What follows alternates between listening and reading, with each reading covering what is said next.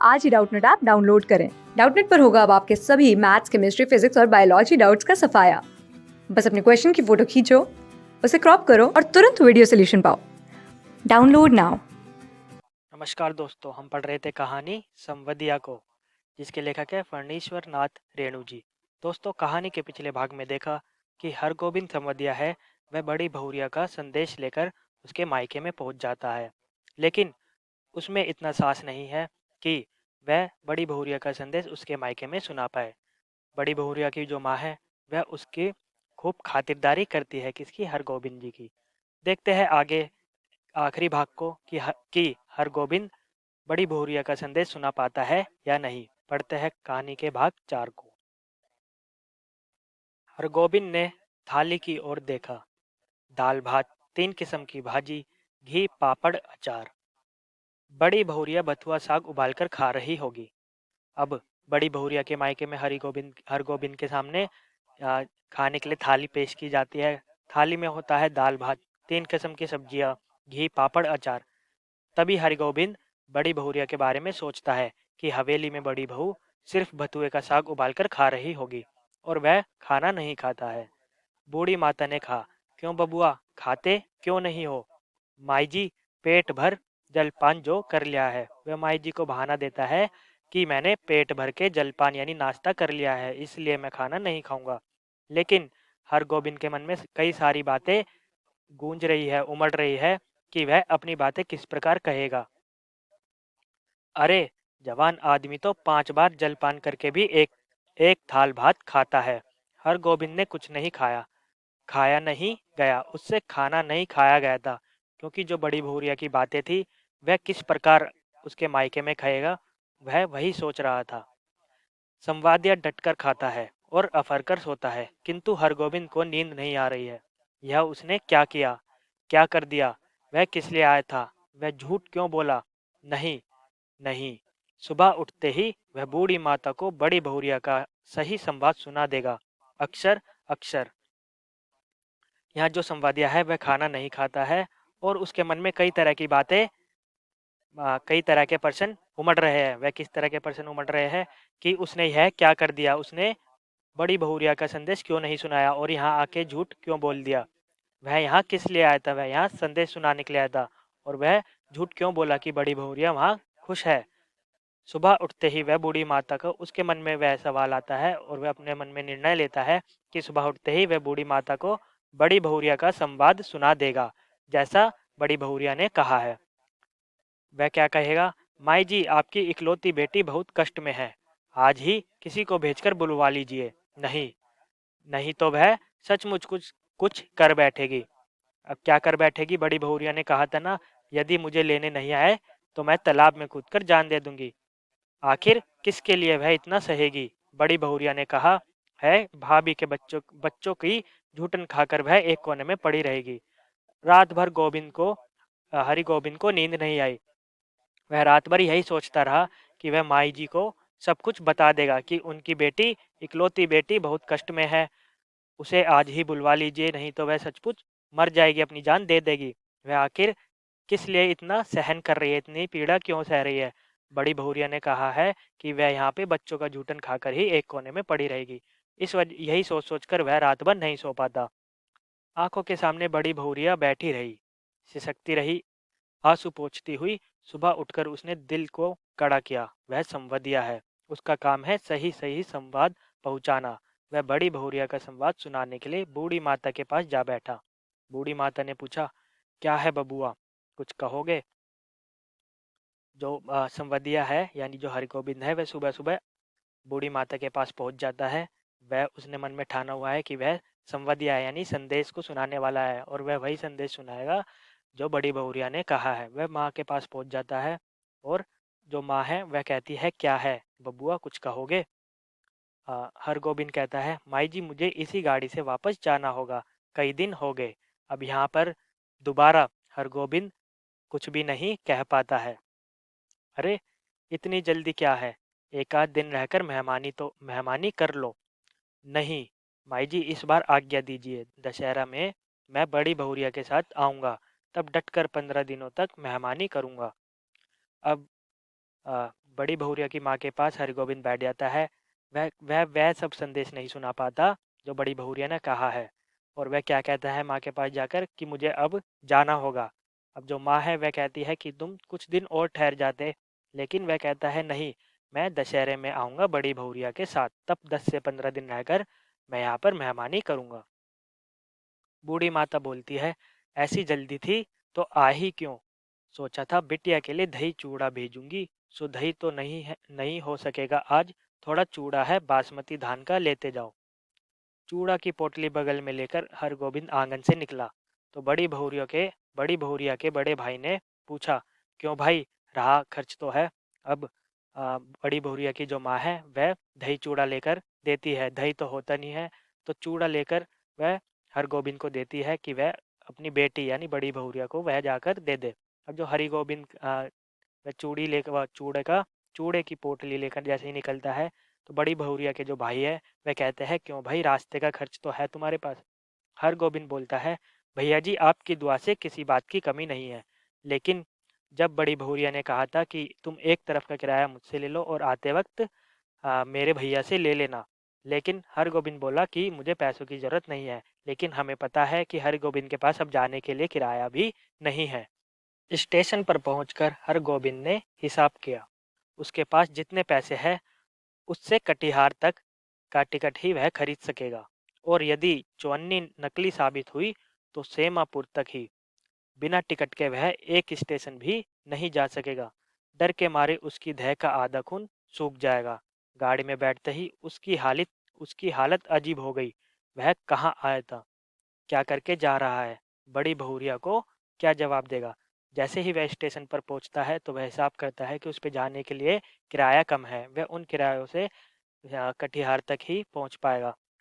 फिर वह सोचता है कि वह यहाँ पे किस लिए आया था। वह यहाँ आया था बड़ी बहुरिया का संदेश सुनाने। बड़ी बहुरिया पीड़ा में है, इतनी परेशानी में है, तो वह बताएगा कि आपकी बेटी परेशानी में है, उसे वहां से लेकर आ जाइए। लेकिन हरगोविंद बिना कुछ बताए ही वहां से चुपचाप चला आ रहा है। यदि गाड़ी में निर्गुण गाने वाला सूरदास नहीं आता तो ना जाने उसकी क्या हालत होती। सूरदास के गीतों को सुनकर उसका जी स्थिर हुआ थोड़ा। अब गाड़ी में बैठकर वह इन्हीं बातों को सोचता हुआ जा रहा था कि बड़ी बहुरिया से वह क्या जवाब देगा, क्या कहेगा, क्योंकि बड़ी बहुरिया का संदेश जो हरगोविंद लेकर आया था वह सुनाने का साहस नहीं जुटा पाया था। लेकिन गाड़ी के अंदर सूरदास के भजन गाने वाला एक व्यक्ति आ जाता है, जिससे उसका मन थोड़ा शांत हो जाता है। वह गाना है कि आहो रामा, नेहरा को सुख सपन भयो अब, देश पिया को डोलिया चली, भाई रो मती यही करम की गति। सूरदास चला गया तो उसके मन में बैठी हुई बड़ी बहुरिया फिर रोने लगी, किसके लिए इतना दुख सहूं।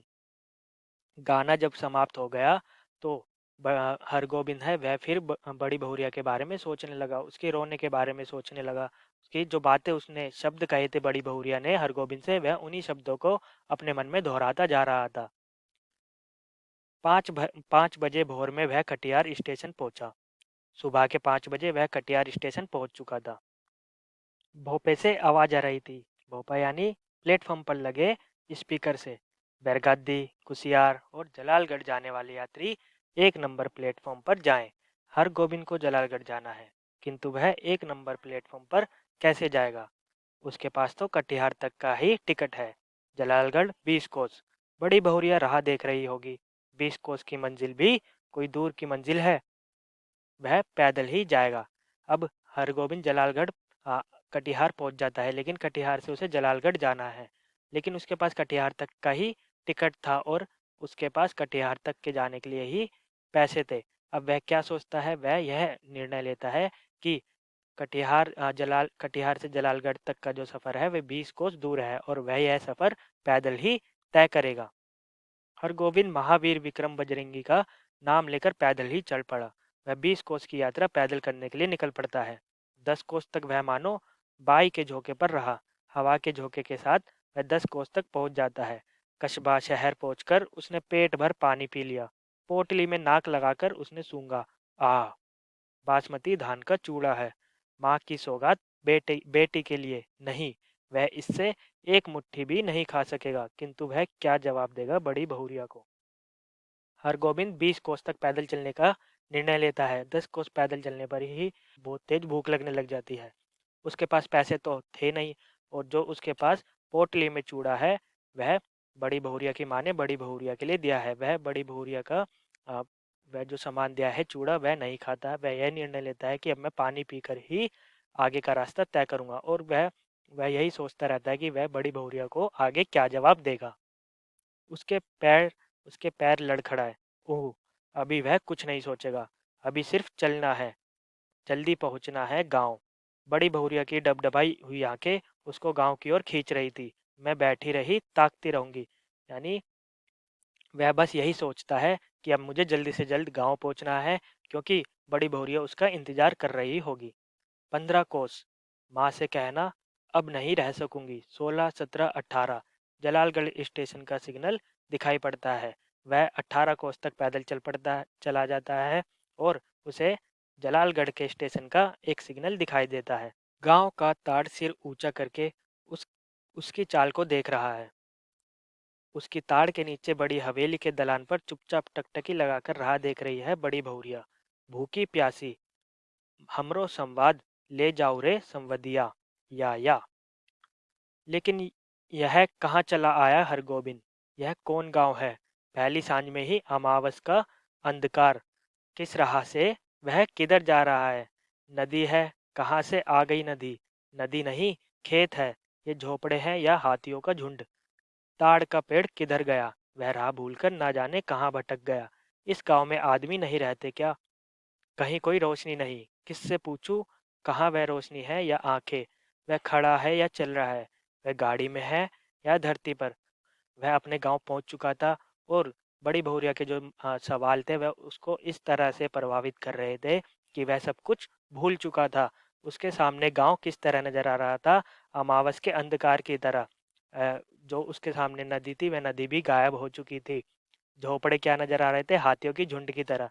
वह सब कुछ भूल चुका था उस समय। तभी वहां से आवाज आती है, हरगोबिंद भाई आ गए।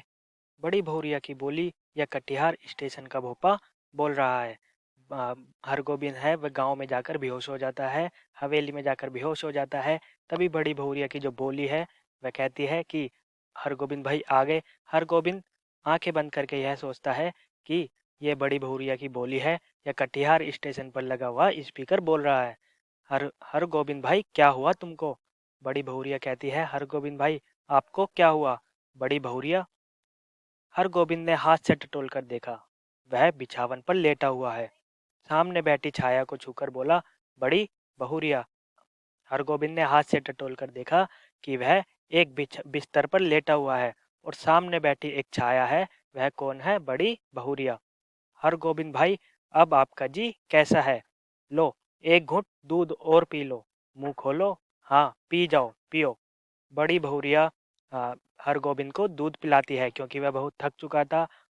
हर गोविंद होश में आया। बड़ी बहुरिया का पैर पकड़ लिया। बड़ी बहुरिया, मुझे माफ करो, मैं तुम्हारा संवाद नहीं कह सका। तुम गांव छोड़कर मत जाओ, तुमको कोई कष्ट नहीं होने दूंगा। मैं तुम्हारा बेटा। बड़ी बहुरिया, तुम मेरी माँ, सारे गांव की माँ हो। मैं अपनी ठल्ला बैठा नहीं रहूंगा, तुम्हारा सब काम करूंगा। बोलो बड़ी माँ, तुम तुम गांव छोड़कर चली तो नहीं जाओगी? बोलो। यहाँ हरगोविंद है होश में आता है, और होश में आते के साथ ही बड़ी बहुरिया के पैर पकड़ लेता है। वह बड़ी बहुरिया से गलती पर माफी मांगता है। वह कहता है, मैंने तुम्हारा संवाद यानी संदेश तुम्हारे मायके में नहीं सुना पाया। उसकी हिम्मत इतनी नहीं हो पाई कि बड़ी बहुरिया का संवाद उसके मायके में सुना सके। अब वह कहता है कि तुम गांव को छोड़कर मत जाना, तुम्हें यहाँ कोई कष्ट नहीं होने दूंगा। मैं तुम्हारा बेटा समान हूँ, तुम मेरी माँ हो, सारे गांव की माँ हो। मैं अब खाली नहीं बैठूंगा, तुम्हारा सब काम करूंगा। तुम गांव छोड़कर कहीं मत जाना। बड़ी बहुरिया गर्म दूध में एक मुट्ठी बासमती चूड़ा डालकर मसकने लगी।